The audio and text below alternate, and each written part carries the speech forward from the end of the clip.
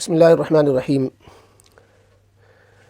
آج ہمارے معاشرے میں جھوٹ کی وبا بہت عام ہے۔ بات بات میں جھوٹ بولا جاتا ہے۔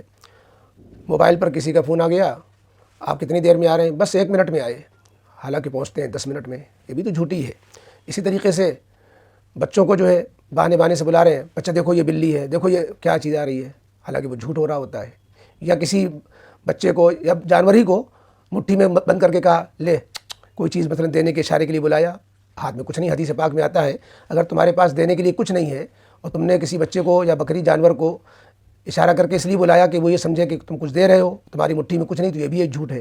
تو جھوٹ کی اس طریقے سے بہت سی قسمیں ہیں۔ ہمیں ہر طرح سے جھوٹ سے بچنے کا حکم ہے۔ لہذا دیکھنا چاہیے کہ ہم جو چیز زبان سے نکال رہے ہیں یہ کہیں خلاف واقعہ تو نہیں ہے۔ جھوٹ کے معنی ہوتے ہیں جو چیز حقیقت نہیں ہے اس کے خلاف کہنا۔ تو لہذا جو خلاف حقیقت چیزیں بولی جا رہی ہیں وہ سب جھوٹ میں آتی ہیں، اور جھوٹ کی درجنوں قسمیں ہیں۔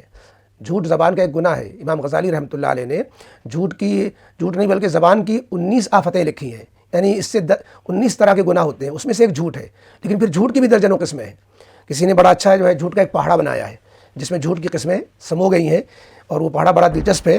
کہتے ہیں جھوٹ ایک انم جھوٹ، جھوٹ دو انم مبالغہ، جھوٹ تیا بہانہ، اور جھوٹ چوکے دھوکہ، جھوٹ پنچے سفید جھوٹ، جھوٹ چھکے تہمت، جھوٹ ستے بہتان، جھوٹ اٹھے غدر، جھوٹ نویاں نفاق، جھوٹ دہم کفر۔ تو یہ سب جھوٹ کی قسمیں ہیں۔ تو لہذا اب بچیں کیسے سارے جھوٹوں سے؟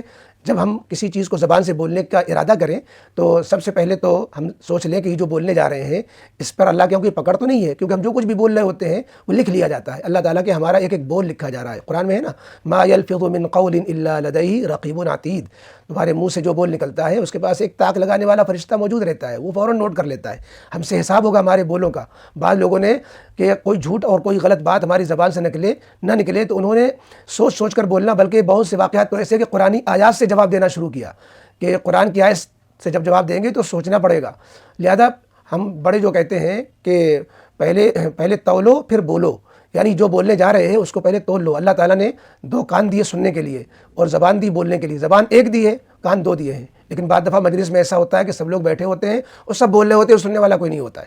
تو اس لیے ہمیں جھوٹ سے بچنے کے لیے بھی، زبان کے گناہوں سے بچنے کے لیے ہمیں زبان کو کنٹرول میں رکھنا ہوگا، اور جو چیز بولے اس کو اس سے پہلے سوچنا تولنا ہوگا کہ یہ بولیں کہ نہ بولیں۔ جھوٹ تو نہیں ہوگا، جب سوچ کر بولیں گے تو انشاءاللہ جھوٹ سے بھی بچیں گے اور زبان کے اور گناہ سے بھی بچیں گے۔ تو یہ جھوٹ کا ایک پہاڑا بھی ایک دلچسپی کی چیز تھی، وہ آپ کے سامنے رکھنا تھا۔ اور جھوٹ سے، ہر طرح کے جھوٹ سے بچنے کے لیے ایک جو ہے نصیحت کے طور پر اپنے لیے بھی اور سامعین کرام کے لیے بھی یہ بات عرض کی گئی۔